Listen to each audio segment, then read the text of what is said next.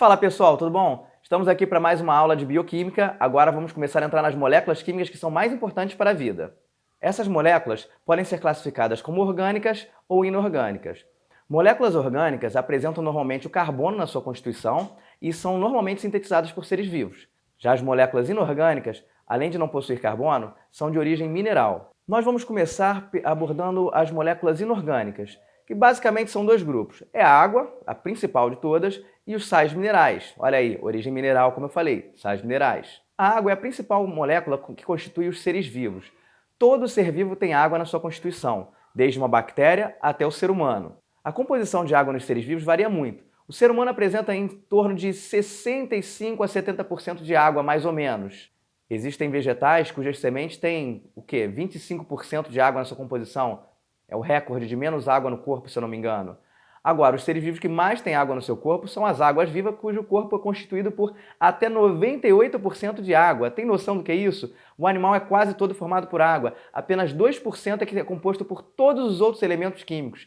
Daí o nome dele ser água-viva. Faz sentido, não faz? Então, se a água faz parte da constituição do corpo desses seres vivos, não é preciso dizer que ela é muito importante, porque se todo dia você perde água, seja pelo suor, pela urina ou transpiração é vapor da água que é liberado pela pele, não confunda com suor, você precisa de alguma forma de repor essa água que é perdida diariamente.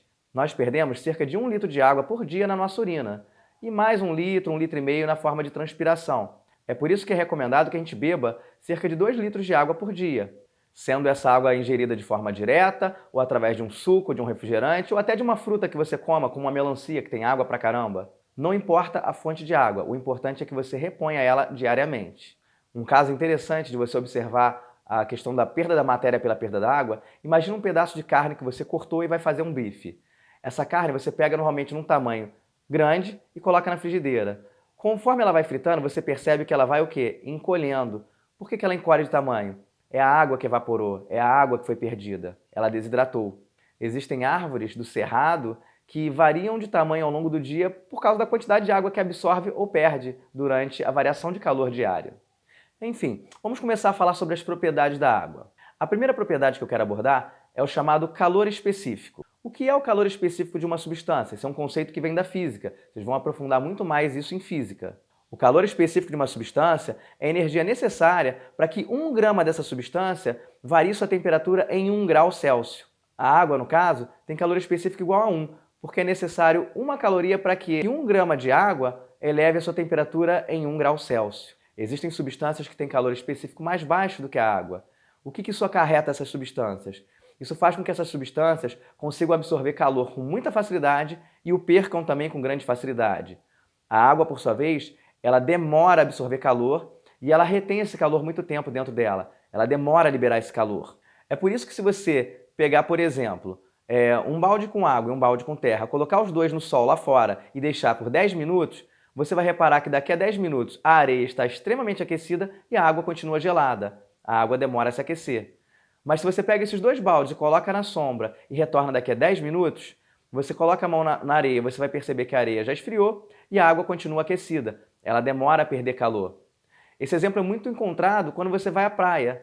Se você chegou na praia de manhã cedo, é bem provável que a areia esteja quente e a água esteja muito gelada, porque ela demora a aquecer, enquanto a areia já aqueceu rapidamente. À noite, se você retorna a essa mesma praia, você bota o pé na areia, você vai sentir a areia geladinha e a água ainda aquecida, porque ela demora a liberar o calor. Esse calor vai sendo liberado ao longo da noite e no dia seguinte de manhã a situação se repete.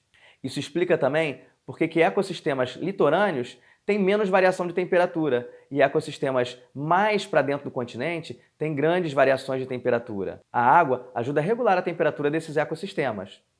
Imagine agora dentro do corpo de um ser vivo, se não tivesse água. Um indivíduo que pisasse num lugar, como um deserto do Saara, durante o dia a 50 graus Celsius, ele desidrataria e morreria muito rapidamente.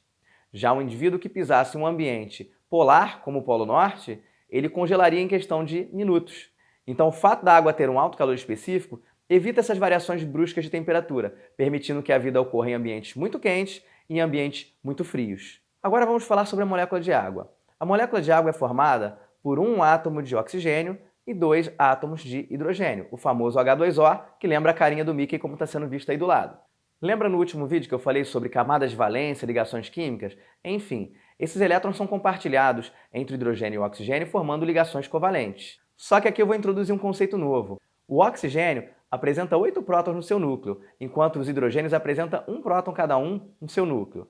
Então, se você pensar em termos de cargas positivas, o núcleo do oxigênio apresenta muito mais cargas positivas do que o núcleo dos hidrogênios.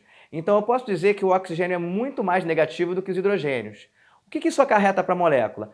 Isso faz com que os elétrons sejam atraídos com muito mais força em direção ao oxigênio do que em direção ao hidrogênio.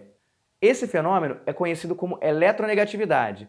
O oxigênio é mais eletronegativo do que os hidrogênios. E qual a consequência disso para a molécula de água? A molécula de água acaba apresentando uma polaridade, ou seja, o oxigênio se apresenta como um polo negativo, porque ele está atraindo mais elétrons para ele, e o hidrogênio se apresenta como um polo positivo, porque atrai menos elétrons para ele. E na prática, o que vai acontecer então? Cada molécula de água, como tem uma polaridade, um polo positivo e um negativo, vai acabar interagindo com outras moléculas de água. O polo positivo de uma sempre vai se ligar ao polo negativo da outra. São as ligações chamadas ligações de hidrogênio. São ligações intermoleculares, como eu falei na aula passada, que são mais fracas do que uma ligação covalente, mas que são de extrema importância para a biologia. Então observe essa imagem aí, que está aparecendo, com as ligações de hidrogênio sendo feitas. A água pode ter inúmeras ligações de hidrogênio feitas, mas pode ter inúmeras outras ligações ainda não feitas. Isso que você está vendo é a composição da água no estado líquido. Mas e quanto aos dois outros estados físicos da água, então? O estado líquido é um estado em que tem ligações de hidrogênio sendo feitas e refeitas o tempo todo, como eu acabei de falar. No estado gasoso, todas essas ligações de hidrogênio são rompidas e as moléculas ficam soltas para subirem em direção à atmosfera. Já no estado sólido, essas moléculas estão tão ligadas em que todas as ligações de hidrogênio possíveis são feitas, por isso que se forma uma estrutura meio cristalina, como essa que vocês estão vendo. E como ocorrem as mudanças de estado físico, então? Simples. Para isso, nós precisamos de um outro conceito da física, que é o conceito de temperatura e calor. Temperatura é a medida da quantidade de calor presente no corpo. E o que é calor? É essa energia que é transferida de um corpo para o outro. Tá, mas na prática, o que significa isso? Em termos moleculares, calor significa o grau de agitação térmica das moléculas. Quanto mais calor o material absorve, mais rapidamente essas moléculas se agitam. Quanto mais calor esse material perde, mais lentamente essas moléculas vão se agitando. Então raciocinem aqui comigo. A água está lá com as suas moléculas se agitando, né, entre si. Se eu aumento o calor, o grau de agitação, a velocidade de agitação dessas moléculas vai ficar cada vez maior. E aí o que acontece? As ligações de hidrogênio começam a ser rompidas e essas moléculas começam a subir em direção ao ar atmosférico. Essa água líquida se torna vapor. Por outro lado, se eu tenho essas moléculas se agitando e eu começo a resfriá-las, tirar a energia delas e deixá-las agitando cada vez mais lentas umas ao redor da outra, eu vou favorecer as ligações intermoleculares, como a ligação de hidrogênio. Então, todas as ligações de hidrogênio começam a ser feitas e essa água vira sólida, ela congela. Então vamos lá de novo. Pega do sólido, está todo mundo ligadinho. Eu começo a agitar, cada vez mais rápido as ligações se quebram. A água fica líquida. Continua agitando, as ligações se partem mais uma vez e a água vira gasosa. Se eu começo a esfriar a água gasosa, as ligações começam a ser refeitas e essa água fica líquida e condensa, se precipita na forma de chuva. Se eu continuo resfriando essa água, as ligações vão continuar sendo refeitas até um momento em que todas as ligações possíveis são feitas e você tem a água na forma cristalina, que é o gelo mais uma vez. Vale ressaltar aqui uma observação, que quando a água forma todas as ligações químicas, no caso do gelo, ela expande o seu volume e por isso que o gelo é menos denso do que a água e acaba flutuando. Nós vamos abordar isso em aulas futuras. Mas voltando à questão da polaridade da água, é só para isso que ela serve? Para provocar mudanças no estado físico da água? Claro que não. Existem outros fenômenos que emergem dessa propriedade. Por exemplo, o que é coesão? Coesão é a capacidade que as moléculas de água têm de se manter unidas. Através das ligações de hidrogênio, a água se mantém coesa.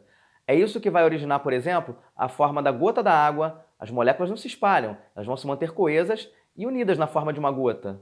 Existe a propriedade da adesão, que é a propriedade que a água tem de aderir a superfícies. Então é por isso que a água gruda num vidro de uma janela, numa superfície lisa. E a propriedade da tensão superficial, que é a propriedade que a superfície de uma massa d'água apresenta devido a essas ligações intermoleculares, essas ligações de hidrogênio. Então a superfície se apresenta como uma espécie de película, uma espécie de rede, um plástico, uma superfície coesa, que impede a penetração de objetos pouco pesados. Mesmo que sejam objetos mais densos, que poderiam afundar na água, eles acabam sendo mantidos flutuando devido a essa tensão superficial. Então essa propriedade é que é responsável por fenômenos como a flutuação de insetos, como os insetos da família dos gerrídeos, que vocês estão vendo aí, que eles flutuam sobre a água, eles pisam sobre a água e não afundam. É responsável pelos experimentos de laboratório que a gente vê, em que pessoas colocam agulhas ou giletes que normalmente afundariam na água, mas se você colocar com delicadeza, eles vão flutuar. Vocês vão perceber que a água dá uma leve afundada na superfície, mas a ligação de hidrogênio não se rompe. Então esse objeto é mantido flutuando, como é visto aí na imagem ao lado. Outra propriedade interessante da água é sua capacidade de solvente. A gente ouve falar desde pequeno, desde o 6º ano, que a água é o solvente universal, não é isso? Ela é capaz de dissolver uma grande gama, uma grande variedade de substâncias. Mas o que é isso na prática? Observa as imagens que estão aparecendo aí.